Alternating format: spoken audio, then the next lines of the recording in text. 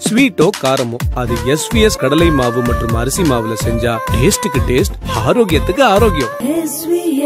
Hello Madurai நேயர்கள் அனைவருக்கும் அன்பான வணக்கம். விருதுநகர் மாவட்டம் கல்குறிச்சி அருகில கணக்கநேந்தல் என்னும் கிராமத்துல சுயம்பு புற்று கோவில் இருப்பதாகவும் இந்த கோவிலுக்கு போனா முன்னோர்களின் பாவ சாபத்திலிருந்து நாம விடுபடலாம் அப்படிங்கிற தகவலின்படி மதுரையில இருந்து தூத்துக்குடிக்கு போற 4 வழிச்சாலை வழியா நாங்க கிளம்பினோம். அங்கிருந்து 30 கிலோமீட்டர் தொலைவு பயணம். விருதுநகருக்கு 15 கிலோமீட்டர், மல்லாங்கனருக்கு 4 கிலோமீட்டர் அப்படின்னு போர்டு இருக்கும். அந்த இடத்துல இருந்து இடதுபுறமா திரும்பி கொஞ்சம் தூரம் வந்தா கல்குறிச்சி ஊர் வந்துடும். அதையும் தாண்டி 5 நிமிஷத்துல ஜோவில்பட்டி கிராமம். அந்த ஊருக்கு இடதுபுறமா திரும்பி கோவில் வழியா அழகிய குளத்தை தாண்டி போகணும். பஸ்ல வர்றவங்க விருதுநகர் பஸ்ல ஏறி கல்குறிச்சியில இறங்கினா இந்த கோவிலுக்கு சேர ஆட்டோல ஈஸியா வந்துடலாம். ஜோவில்பட்டியில இருந்து 10 நிமிஷத்துல கணக்கநேந்தல் சுயம்பு புற்று அம்மன் கோவிலுக்கு வந்துட்டோம். அன்னைக்கு பௌர்ணமி நாள் அப்படிங்கறதால பக்தர்கள் கொஞ்சம் கொஞ்சமா வந்துகிட்டே இருந்தாங்க. இங்க வந்த உடனே முதல்ல சாப்பிடத்தான் சொல்றாங்க. எந்த நேரமும் சாப்பாடு கொடுத்துக்கிட்டே இருக்காங்க. எங்களையும் முதல்ல சாப்பிட சொன்னாங்க.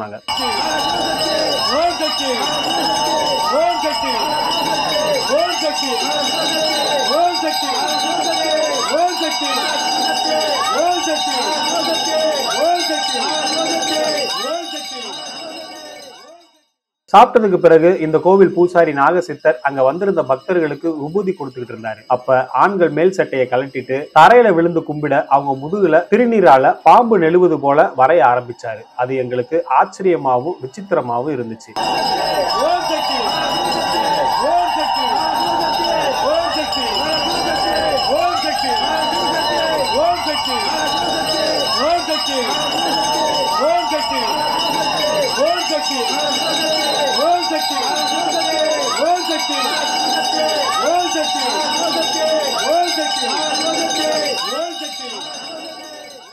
ரொம்ப சிம்பிளா இருந்த கோவிலுக்குள்ள நாங்க போனதும் சுயம்பு புத்துல இருந்த மஞ்சள் வாசனை முழுமையா எங்களை ஆக்கிரமிச்சுச்சுன்னு சொல்லலாம்.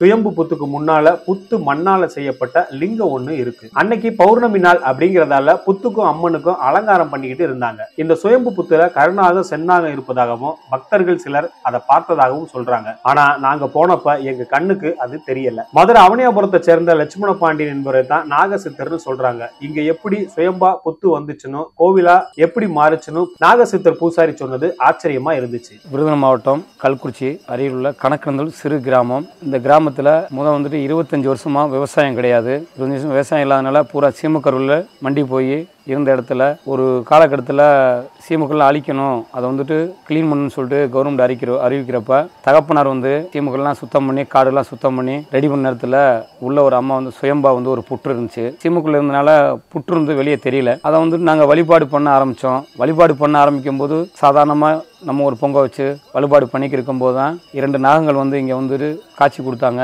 கருநாகம் சென்னமும் காட்சி கொடுத்தாங்க. இங்க காவல் தெய்வமா கருப்பசாமி இருக்காரு. அவருக்கு பக்தர்கள் சுருட்டு வச்சு கும்பிடுறாங்க.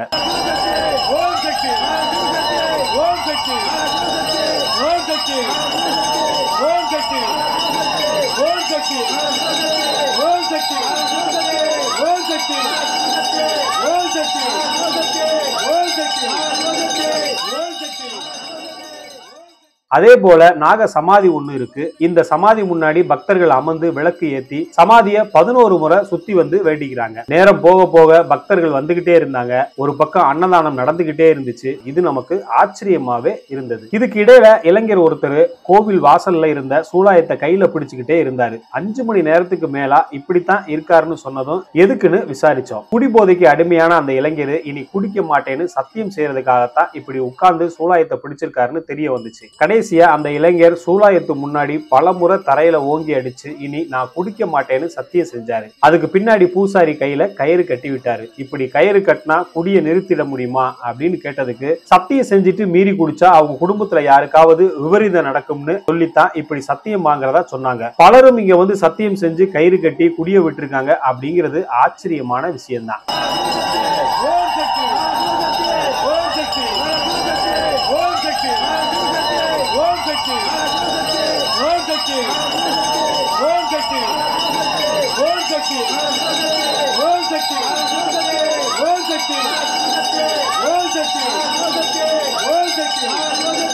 All கட்டங்குடி கிராமத்துல இருந்து வரேன். நான் வந்து எங்க வீட்டுக்காரர் வந்து தண்ணி அடிச்சிட்டு இருந்தாரு, வீட்டுல நிம்மதியே இல்லை அப்படின்றதுக்காக நான் வந்தேன். இங்க வந்ததுக்கு அப்புறம் சாமி வந்து இங்க முன்னாடி உட்கார வச்சிருந்தாங்க. உட்கார வச்சு அம்மாவை பார்க்க வச்சாங்க. கண்ணீர் விட்டு அழுக சொன்னாங்க. ஒரு 1/4 மணி நேரம் கண்ணீர் விட்டு அழுக, உன்னோட பிரச்சனைலாம் நினைச்சுனாங்க. அது மட்டும்தான் நான் காணிக்கையா கொடுத்தேன். ஆனா இந்த 2 வருஷமா பயங்கரமா தண்ணி அடிப்பாங்க. தண்ணி அடிப்பாங்கன்னா லேசு வாசம்லாம் இல்லை, பயங்கரமா தண்ணி அடிப்பாங்க. பிரச்சனை இருக்கு. இப்போ வரைக்கும் தண்ணி அடிக்கல. 2 வருஷம் ஆச்சு. நான் என் குடும்பம் ரொம்பவே நிம்மதியா இருக்கு. அனைவருக்கும் வணக்கம். கணவர் பேர் ராஜசேகர், என் பேர் குருவம்மாள், விருதுநகர் மாவட்டம் கத்தாலம்பட்டி கிராமம். இந்த மாதிரி எங்க வீட்டுக்காரருக்கு ரொம்ப குடிச்சிட்டே இருந்தாரு. அந்த அம்மாட்ட வந்தோம், இந்த நல்லபடியா திருந்தி நல்லபடியா இருந்தாரு. என் பிள்ளைகள் நல்லா சந்தோஷமா இருக்கும். இந்த அம்மா வந்து நம்பி வந்தா கைவிட மாட்டாங்க. இந்த அம்மாவங்களுக்கு நான் வணக்கம் நான் சொல்லிக்கிறேன். என் பேர் வந்து நெப்போலியன், விருதுநகர் மாவட்டம் திருச்சுழி தாலுகா. என் சொந்த ஊர் வந்து ஆனைக்குளம். இந்த அம்மாவங்களுக்கு வரச்சோம், கோயிலுக்கு வரச்சோம். அப்படியே என் மச்சனுக்கு பொண்ணு வாக்குறதுக்காண்டி கிடைக்கலன்னு சொல்லி வந்தேன். ஆனா டோட்டலா என்னை இந்த அம்மா மாத்திருச்சு. என்ன காரணம் கேட்டீங்கன்னா, நான் பயங்கரமா தண்ணி அடிப்பேன், பீடி சிரட்டு எல்லா பழக்கமும் இருந்துச்சு. இன்னைக்கு 10 மாசம் ஆகுது, 11 மாசம் ஆகுது. இந்த 11 மாசம் எந்த பழக்கமும் இல்லை. தண்ணி கிடையாது, பீடி சிரட்டு கிடையாது, கறி மீன் எந்த பழக்கமே எனக்கு இல்லை. ஆனா இன்னொன்னு என்னன்னா, இந்த அம்மாவை நினைச்சு 2 சொட்டு கண்ணீர் விட்டோம்னா எல்லா பிரச்சனையுமே தீருது. நானும் எத்தனையோ கோயிலுக்கு போயிருக்கேன், எத்தனை இடத்துக்கு போயிருக்கேன். எல்லா கோயிலுக்கு போய் சொல்லிட்டு சாமி விட்டு நான் தண்ணியை விடணும் அப்படின்னு சொல்லி வருவேன். 2 நாளைக்கு இருப்பேன், 3 நாளைக்கு இருப்பேன். 6வது நாள் யாராச்சும் ஃப்ரெண்டு வந்தாங்கன்னா தண்ணி அடிக்க ஆரம்பிச்சிருவேன். நான் ஒரு ரெவன்யூ டிபார்ட்மெண்ட்ல வர இருக்கேன். ஆனா இருந்தாலும் இங்க நான் ஒரு நாளைக்கு நான் வரலேன்னு வந்து இங்க அம்மாட்ட வரலேன்னா ஏதோ ஒரு பறி கொடுத்த மாதிரி இருக்கும். நான் இங்க வந்து ஒரு தொண்டு மாதிரி பார்த்துக்கிட்டு இருக்கு. எங்க வீட்டுல இன்னைக்கு சந்தோஷமா இருக்காங்க. என்னன்னு கேட்டீங்கன்னா, நான் ஒரு ரெவன்யூ டிபார்ட்மெண்ட்ல வேலைக்கிறேன். சாயந்தரம் 4 மணி ஆச்சுன்னா வீட்டுல போன் வரும். என்ன வந்தீங்களா வரலையான்னு கூப்பிடுவாங்க. திருப்பி 4 மணிக்கு எடுத்து பேசிட்டேன்னா விட்டுருவாங்க. அப்படி இல்லைன்னா ஓயாம கூப்பிடுவாங்க.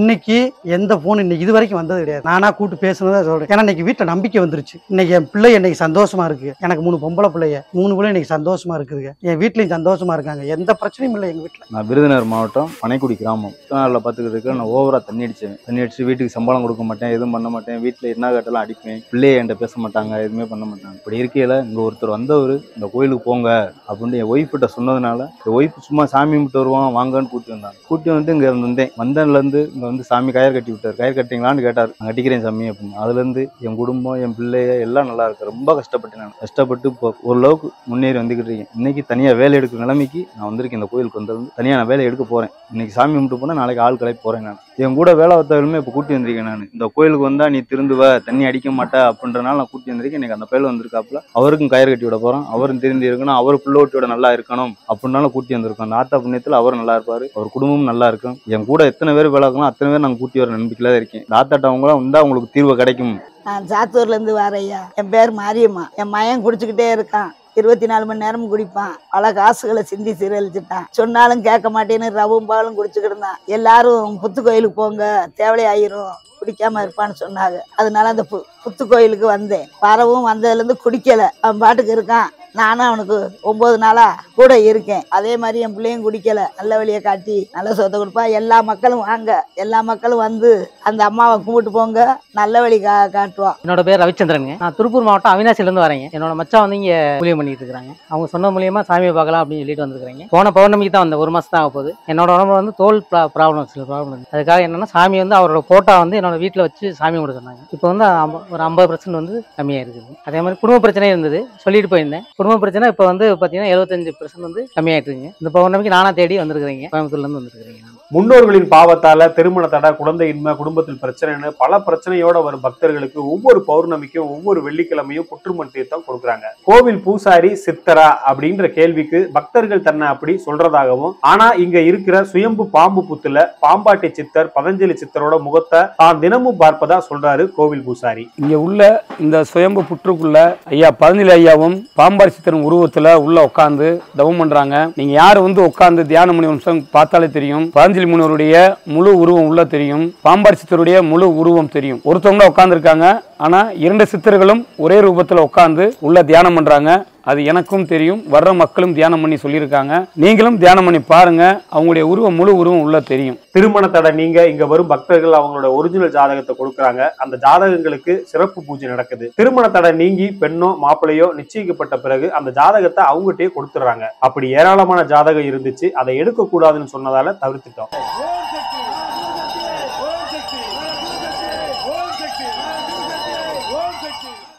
இந்த ஆலயத்துல பௌர்ணமி பூஜை அன்று சிறப்பு பூஜை பண்றோம். முன்னோருடைய சாபம், குழந்தை பாக்கியம், திருமண தடைகள் இந்த மாதிரி விஷயத்துக்கு பூஜை பண்றோம். இங்க வந்து மக்கள் வந்துட்டு ஆயிரக்கணக்கான மக்கள் வர்றாங்க. வந்து கலந்துக்கிட்டு திருமண தடை விலகிருக்கு, குழந்தை பாக்கியம் கிடைச்சிருக்கு. அம்மாவுடைய பேரு நாகவர்ஷன், ஆம்பளை பையனுக்கு நாகவர்ஷன் வச்சிருக்காங்க, பெண்ணுக்கு நாகவர்ஷின்னு பேர் வச்சிருக்காங்க. திருமண தடை விலகுது. முக்கியமா வந்துட்டு முன்னோடைய சாபம் இங்க வந்தால நிவர்த்தி ஆகுது. முன்ஜென்ம பாவம் நிவர்த்தி ஆகுது. இது வந்துட்டு சுயம்பா ஒரு புற்று மண்ணால செஞ்ச சிவலிங்கம். புற்றுமண் சிவலிங்கத்துக்கு வந்து முக்தி கிடைக்கும்னு சொல்லியிருக்காங்க. முன்னோர்களும் முக்தி கிடைக்கும்னு சொல்லியிருக்காங்க. இது இந்த புற்று மண்ணால ஆன சிவலிங்கம், முக்தி கிடைக்கும், முன்னோர் சாபம் நிவர்த்தி ஆகும். அன்னைக்கு புற்று மண்ணாலான தீர்த்தம் தர்றோம். எல்லா மக்களுக்கும் தீர்த்தம் வந்து புற்று மண்ணு தீர்த்தம் கொடுக்கனால எல்லாம் நிவர்த்தி ஆகுது. இந்த முன்னோருடைய சாபம், ராகு தோஷம் இந்த மாதிரி உள்ளவங்க கும்பகோணம், காளகசி இந்த மாதிரி போய் பரிகாரம் பண்ணிக்கிருக்காங்க. அங்கே போக முடியாத சூழல் உள்ளவங்க இங்க வந்து நம்ம நிவர்த்தி பூஜையா பண்ணி அவங்களுக்கு சிறப்பு பண்ணிக்கிருக்கோம். இதை பார்த்துக்கிருக்கவங்க அங்கே போக முடியலன்னா இங்க வந்துட்டு பூஜை முறையில் கலந்துக்கிட்டாங்கன்னா அவங்களுக்கு அந்த முன்னோடி சாபம் நிவர்த்தி ஆகும், ராகு தோஷம் நிவர்த்தி ஆகும், செவ்வாய் தோஷம் இருந்தாலும் இங்க நிவர்த்தி ஆகும். இங்க விளக்கு போட்டுட்டு 11 முறை சுத்தி வந்துட்டு இந்த நாகதேவதையும் சுத்தி வந்துட்டு வந்தால் சிறப்பாகும். வழிபாடு பண்ணுங்க. உங்களுக்கான முன்னோடி சாபமா இருக்கட்டும், ராகு தோஷம் வந்தாலும் நிவர்த்தி ஆகும். நம்ம கணக்கணந்தல் சுயம்ப புற்று நாகம்மன் திருக்கோவிலுக்கு பௌர்ணமி அன்று தூத்துக்குடி, மானாமதுரை, திருச்செந்தூர், சிவகாசி, விருதுநகர், மதுரை, கமுதிசி எல்லாம் வந்துட்டு வர்றாங்க, வழிபாடு பண்றாங்க. பௌர்ணமி அன்று சிறப்பு பூஜை நடக்கும். அது போக கார்த்திகை மாசம் பௌர்ணமி அன்று பெரிய திருவிழா நடக்கும். அந்த திருவிழா ஆயிரக்கணக்கான மக்கள், குழந்தை பாக்கியம் கிடைச்சவங்க, திருமண தடை விலகினவங்க, ராகு தோஷம் நிவர்த்தியாகி பலன் அடைஞ்சவங்க, முன்னோடி சாபம் நிவர்த்தியாகி பலன் அடைஞ்சவங்க எல்லாம் அழகு குத்தி அக்னி சட்டி எடுத்து பால் குடம் எடுத்து நிவர்த்தி பண்றாங்க. சாதாரண திருவிழா கிடையாது. இந்த மாவட்டத்திலேயே ஒரு பெரிய திருவிழா மாதிரி இந்த கோயில் நிர்வாகம் நாங்க பண்ணிக்கிறோம். எல்லாரும் வாங்க, சிறப்பா இருங்க, நலம் பெறுக, வெற்றியோட இருங்க.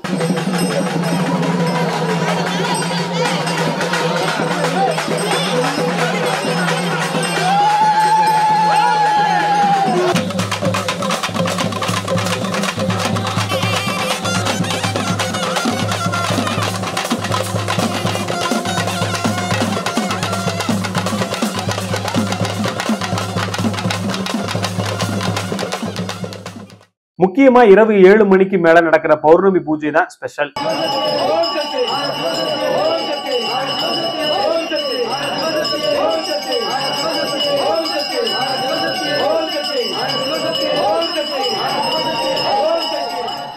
அம்மனுக்கு பல்வேறு அபிஷேகங்கள் நடத்தி அலங்காரம் செஞ்ச பின்னாடி மொத்தமா எல்லா லைட்டும் ஆஃப் பண்ணிட்டு சங்கு ஊதி இருட்டுல சூடம் காமிக்கிறாங்க. 10 நிமிஷத்துக்கு மேல நடக்கிற இந்த பூஜை தான் ரொம்ப சிறப்பானது. இருட்டுல சூட வெளிச்சத்துல நாகசக்தி நாகசக்தின்னு பக்தர்கள் எல்லாரும் சொல்ல சொல்ல அந்த நேரத்துல தெய்வீக சக்தியை எங்களால உணர முடிஞ்சது.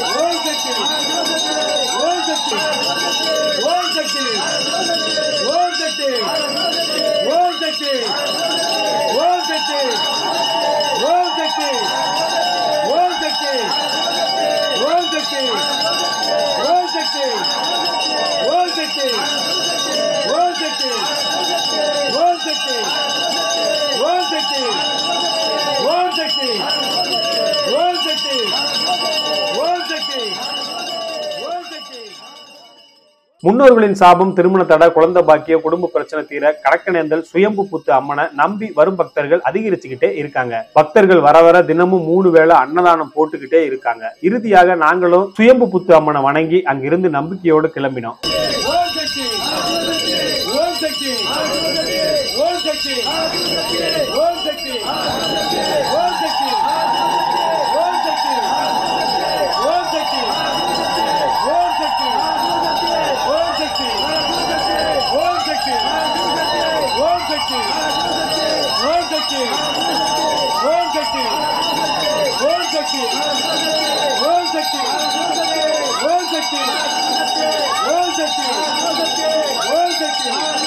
Shakti!